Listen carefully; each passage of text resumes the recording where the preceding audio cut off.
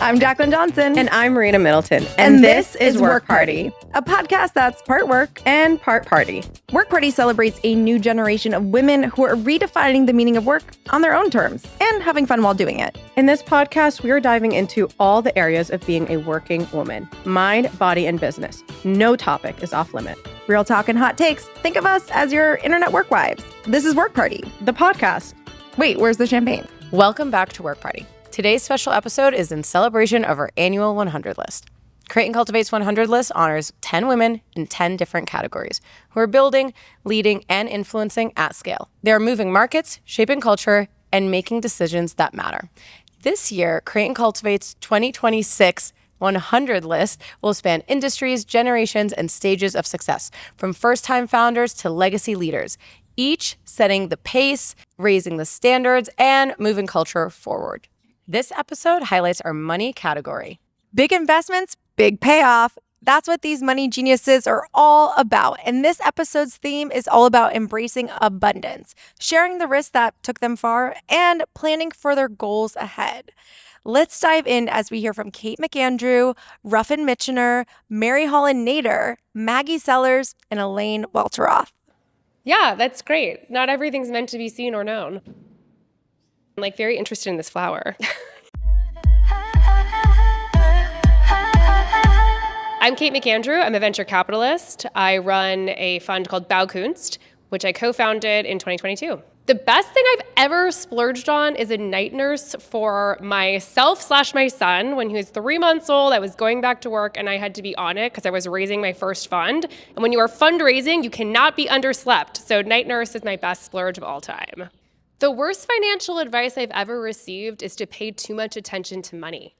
You should understand that earning real money and building wealth is about doing things that you love, that matter, that the world needs. And when you do that, money will follow. Focusing too much on money, being too obsessed with every cent is a path to destroying joy in your life. And you might get some money, but you're not going to build wealth. The one thing women should do to grow their net worth this year is to make sure that you are surrounding with people who love your ambition and who aren't jealous of you, who aren't trying to hold you back, who aren't trying to make you feel bad for the dreams that you have. You want to surround yourself with people who lift you up and who are also living lives that are the kinds of lives that you want to live.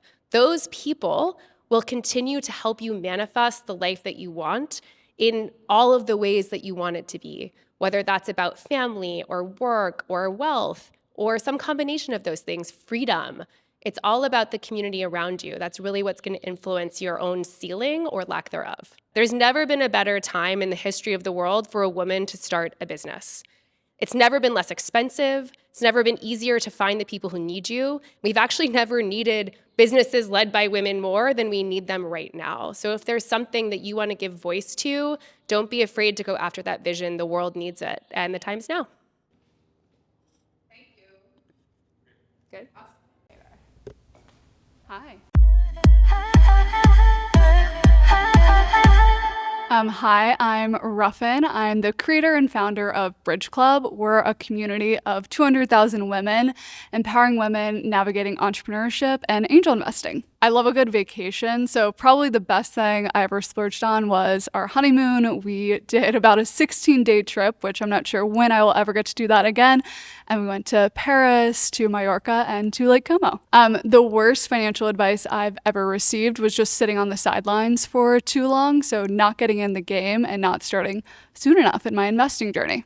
The one thing women should do this year to grow their net worth is to just get into the investing game, join communities of women or other friends who can teach you what they're investing in. So start talking to your friends about what they're investing in. Just get out there, start learning, and make your first investment, even if it's as small as $500, $1,000, just get started. The piece of advice I want to give to other women is to get out there and start building your personal brand. I went to UCLA and got my MBA there, but honestly, I've gotten so much more value out of building my personal brand online. If you don't like creating videos, you can even do things as small as starting a Substack or just posting on LinkedIn to get started, because building your personal brand really opens up every door. I think my toxic trait while I'm filming content is I probably overthink things a little bit. So when I first got started creating content, I would kind of just throw things out there and I wasn't too worried about what other people thought. But I think as you build an audience, you're a little bit more thoughtful about what you put on the internet. And so probably overthinking things a little bit too much from time to time would be my toxic trait. Okay. Is my hair okay? Ready.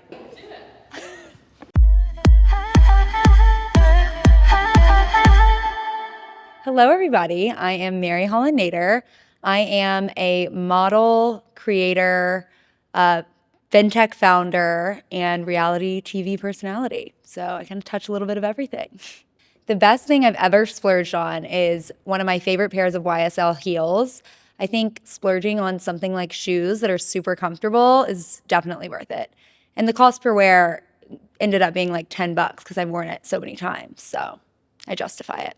The worst financial advice would probably be like anytime anyone tells me to buy something that everyone's super hype about, which they call FOMO investing. So meme stocks, if you remember when everyone was buying GameStop and everyone felt like they were missing out. Anytime there's hype around something in the market, it's probably because it's already overvalued. So I never listen to FOMO investing advice. Just buy and hold and stick to what I know. I would say to focus on building small habits instead of feeling overwhelmed. I feel like there's a lot of information out there and it's really easy to feel like you're behind, especially as women when it's all in a totally different language. But if you focus on building your relationship with money up, so I do this by doing a weekly money ritual. I literally sit there every week, just like I have my skincare ritual and I do like an everything shower on Sundays. I do my money ritual and it's just checking my accounts, putting a little aside, like paying off my credit, and then I splurge on something if I have money left. But doing it like it's a wellness routine, I find makes it a lot less intimidating than having to have a whole day or having to hire a financial advisor. Like it's definitely, you're capable, especially as women. Women are actually smarter investors because they don't buy emotionally, statistically speaking. That's it? That was so easy. Hello! When I walk in the room, I can still make the whole place shimmer. I'm fabulous. How are you? Hello, my name is Maggie Sellers Reum, and I'm the co-founder of Hot Smart Rich and HSR Ventures. The best thing I ever splurged on was an Hermes bag. The worst financial advice I've ever received was to play it safe. Without taking risk, you just don't get the type of return that I'm looking for personally. If there was one thing that women could do differently this year, it would be to talk about money like you're a man. Don't be afraid of it. Don't feel stupid. Ask questions. Be comfortable talking about money. Be comfortable losing money. Be comfortable making money. Be comfortable having different sources of money. Just talk about money and it'll come to you. Okay, the number one piece of advice I have for women starting a business is don't raise money on what you've done historically. Raise money also on what you are able to do potentially in the future. You have to take your historical in addition to the future of where you see the business going and raise money that way. The other piece of advice that I would have is when you're raising money, ask for advice, get money twice. Ask for money, get advice. 1 second, I'm just cleaning these glasses because they're so smudged. Okay, I'm ready when you are. Hey, Create and Cultivate. I'm Elaine Welteroth. I'm an author, a TV host, and the founder of Birth Fund. Ooh, okay. The best thing I've ever splurged on actually just happened because I never splurge on anything. I bought myself a little Rolex. Do you want to see her? You want to see her? She's so good. I literally have had my eyes on this watch. I'm not a watch girly. I'm entering my watch girly era, and it just makes me feel like such a boss and honestly such a mom. Like I feel like this reminds me of like 80s moms from television, and I'm finally entering that era. 2 kids, like that's real. We're really momming now, so it was time to upgrade myself and get myself a little Rolex. It was a little birthday gift / made it through a really hard year gift. And it really just means a lot to me to have an heirloom that I can pass on to future generations. And I feel like it's very unisex, and I'm a boy mom, so my boys can inherit it as well. Honestly, I think the worst financial advice I've ever received is just none at all. Like, I don't think women talk about money enough at home, with their friends, at work, and I think it does a detriment to all of us. So I would say being in the conversation about finances, investment, like, honestly, we need to be sharing information. Like, you can give me bad advice. I'd prefer bad advice over no advice at all. So I guess that's my weird roundabout answer to that. If there's one thing every woman should do this year to grow your net worth, it is invest in yourself. Invest in yourself. Stop waiting for other people to invest in you. Whatever you have, whatever the vision is, start now and invest what you have into it and create a proof of concept that you can stand on and that you can sell to other people. I honestly think that self-invested companies are the biggest flex.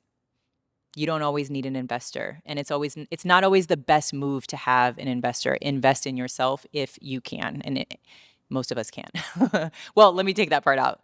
Okay, invest in yourself if you can, and I just want to say that, guys, having investors is not always the best move. It's not always the right move, and I think sometimes we need to tell our sisters it's not the time. Don't take investment money because sometimes it's a trap. I am a huge proponent of investing in your community. I think that we should all be redefining wealth at times like these where all the systems are failing, everything is on its head. I think that there's never been a more important time to invest in your community and to invest with your values.